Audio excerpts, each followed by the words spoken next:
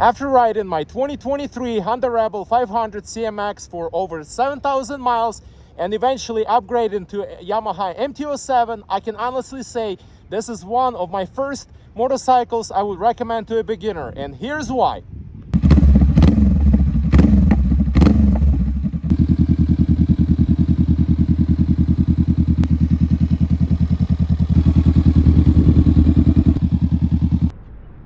If you're looking for your first motorcycle and you're considering Honda Rebel 500, this video is for you.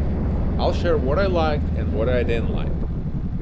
Let's talk about why I chose the Rebel 500. When I started riding back in 2023, I wanted something that wasn't intimidating, wasn't too heavy, and something I could grow into without getting bored after a few weeks. As a beginner rider, I needed confidence to ride, and this motorcycle definitely gives you that. I'm a 6 feet tall guy and I feel comfortable sitting on this bike. It does have a low seat height, so for those shorter riders it will be a perfect bike for you. It's got that retro modern cruiser styling, which I really liked, and that's why I got this motorcycle. And of course it comes with a Honda reliability. Who doesn't like that? Reason number one, Honda Rebel 500 is easy to ride. It gave me confidence every time I rode. It's got the lightweight feel, so it's nimble, it's easy to toss this bike around, maneuver in traffic. It's got a smooth clutch, which is perfect for a new rider. It gives you that confidence to change the gears, and for give and throttle, of course. This bike has a steady, progressive power delivery, so it's not crazy torque. It's not gonna knock you off the bike if you give it too much, too fast, and it's easy to do parking lot maneuvers and U-turns while you learning to ride the motorcycle.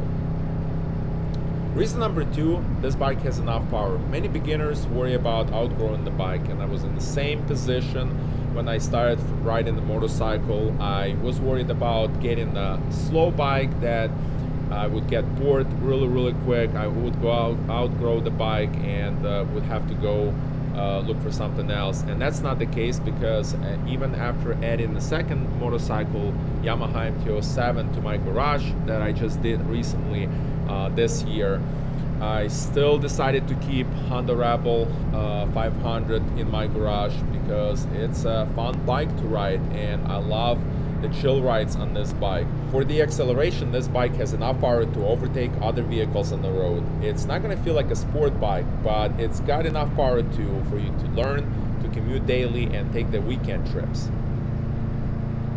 I love Honda reliability on this bike. It's very reliable. You can use this motorcycle for your daily commute, and that's what I've been doing with my bike. It does comfortable at city speeds, but it handles highways just fine, and I'm gonna demonstrate to you in just a little bit here. We're gonna jump on the highway and I'll show you how it does. Reason number three here, Honda Rebel built my riding skills, and here I can talk about this from my own experience. Because of Honda Rebel 500, I built my riding skills to go ahead and upgrade to Yamaha MT-07, which I just did recently.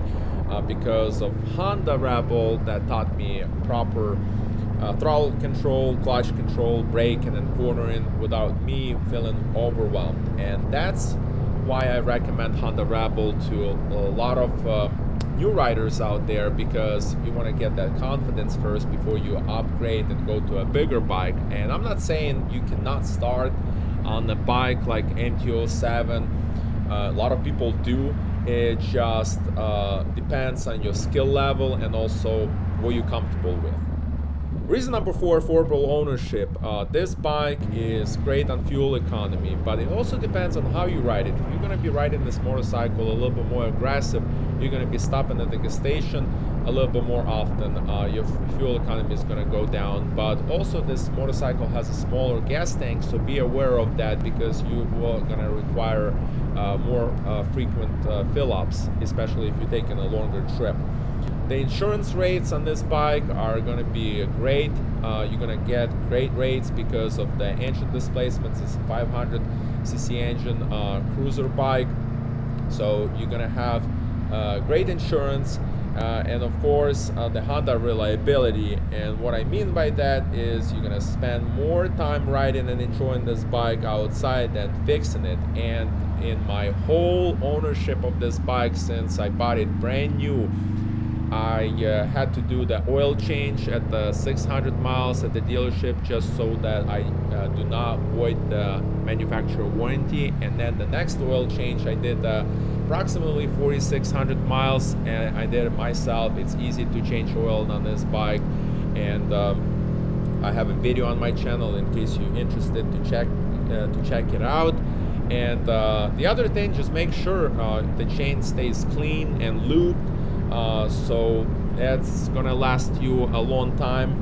And overall, this bike is just great. You buy it once and you just do regular maintenance, and you don't have to worry about any issues as far as the reliability goes. Just ride the bike and enjoy the outdoors on this bike, and that's all you need to do. One question I get all the time is whether the Honda Rebel 500 can handle highway speeds.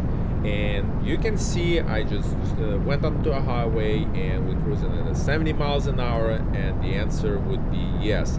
I have taken highways plenty of times and I have no problem cruising at 65 or 75 miles an hour. The engine is not struggling on this bike, and there is still power available if you want to pass vehicles.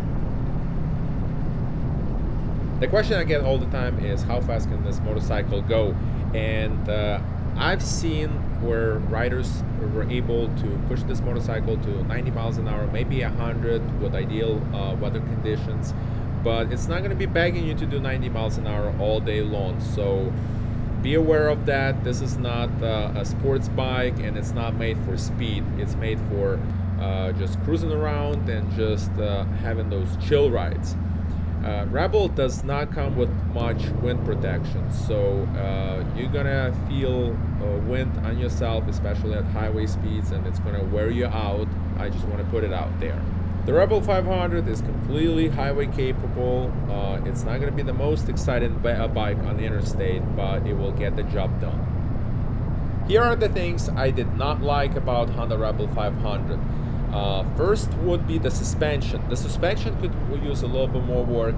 Even though mine is set to the softest setting, it's still very stiff. When I run over the bump, I jump up in that seat. It doesn't feel very comfortable.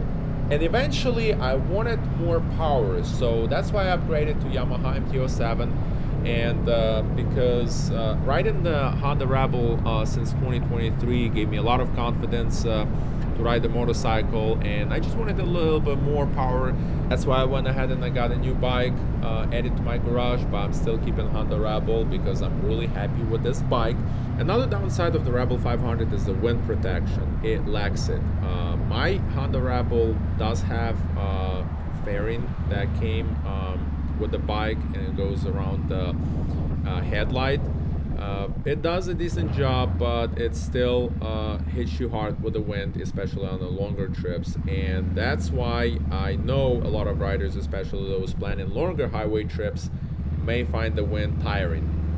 Do I regret buying this motorcycle? Absolutely not. If I had to go back and choose my first motorcycle again, that would be Honda Rebel 500 for sure. And the reason for that is because this bike gave me confidence to ride, and it made me a better rider, and that's why I highly recommend Honda Rebel. If you're looking at the Rebel 500, let me know your questions below. I still have mine, and I'll do my best to help you based on my own experience.